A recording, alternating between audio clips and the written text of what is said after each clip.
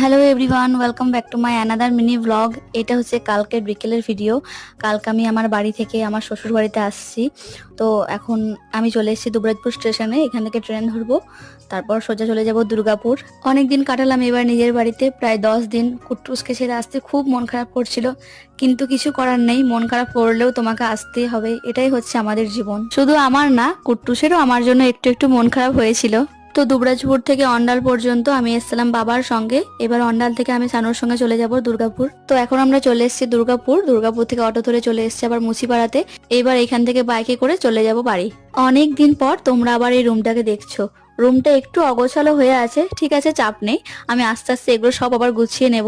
আমার একটা কি অভ্যাস আছে জানো তো, বাড়ি ফিরে আমি আগে রুমটাকে ভালো করে পরিষ্কার করি, না হলে আমার কিরকম একটা লাগে। তো আমি এসে পরে পুরো বেডশিট চেঞ্জ, তারপর ঘরটাকে ভালো করে পরিষ্কার সমস্ত কিছু করে নিয়েছিলাম, যেটা তোমাদের আর দেখানোই হয়নি। চলো আজকের মতো সবাইকে টাটা।